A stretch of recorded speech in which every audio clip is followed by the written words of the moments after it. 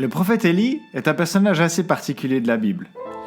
Et je crois que beaucoup de personnes peuvent se retrouver en son exemple, notamment parce qu'il a autant connu des hauts et des bas.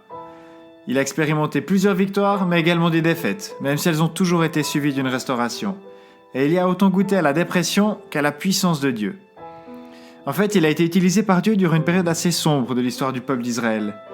Dieu voulait qu'il s'oppose au roi Akab afin qu'il puisse susciter un vrai réveil spirituel dans le cœur du peuple. Mais finalement, quel était le problème entre Akab, le peuple de Dieu, et Élie ? Le problème peut être réduit à une question. Qui gouverne le frigo ? Sous-entendu, qui dirige l'économie et par conséquent fournit la nourriture au peuple ? Alors voilà le contexte de notre histoire. D'abord, il y a eu Saül, le beau roi que le peuple avait choisi, mais qui s'est révélé être mauvais. Puis, il y a eu le roi David, l'homme selon le cœur de Dieu, suivi par son fils Salomon. Ce dernier, il a vraiment rendu le royaume d'Israël puissant comme personne ne l'avait jamais fait avant lui. C'était un homme d'affaires incroyable, s'appuyant toujours sur l'Éternel, qui l'a rendu sage, plus que tous les autres rois sur la planète. Durant son règne, il a même eu une alliance commerciale avec le roi Tyr, Hiram, au nord d'Israël. Alors jusqu'ici tout va bien, il n'y a pas de problème à conclure une bonne affaire. Mais comme il a déjà été dit, l'argent est un bon serviteur et un mauvais maître. Ce qu'on sait, c'est malheureusement à la fin de sa vie, Salomon il s'est détourné de ses propres enseignements. Et il a gâché tout ce qui avait été mis en place. Son royaume a été divisé en deux parties, Juda et le reste d'Israël. Alors maintenant, on doit avancer un peu jusqu'au 7e roi sur Israël, parce que c'est là que notre histoire commence.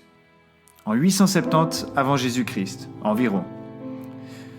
Akab est le nouveau roi, et il ne met pas son argent au service de son peuple, mais il en tombe amoureux. Il tombe amoureux du pouvoir que sa fortune lui donne. Tellement qu'il va même jusqu'à marier la fille du roi de Tyr. C'est un peu comme si le fils d'un prêtre mariait la fille d'un homme d'affaires corrompu. Le nom de ce roi, c'est Etzbaal. C'est important de le noter, parce qu'il signifie « avec Baal ». Et le mot Baal veut dire maître, possesseur, seigneur. Et ça devient le nom commun pour le grand dieu du temps. Maintenant, tu te poses peut-être la question, pourquoi c'est si important ? Ça l'est parce qu'Israël a une logique agricole bien différente des régions l'entourant, la Mésopotamie et l'Égypte. Voilà comment Moïse l'explique en Deutéronome 11, verset 10. En effet, le pays que tu vas posséder n'est pas comme l'Égypte d'où tu es sorti. Tu jetais ta semence dans les champs et tu devais les irriguer toi-même, comme un jardin potager. Mais le pays que vous allez posséder est un pays de montagnes et de vallées qui boit l'eau de pluie du ciel. C'est un pays dont l'Éternel, ton Dieu, prend soin. Alors en gros, en Égypte, tu obtiens l'eau du sol par le Nil et un système d'irrigation sophistiqué. Alors qu'en Israël, Dieu te donne la pluie depuis le haut afin que tu dépendes de lui. En Égypte, les bénédictions dépendent du travail des hommes. En Israël, elles dépendent de la grâce de Dieu.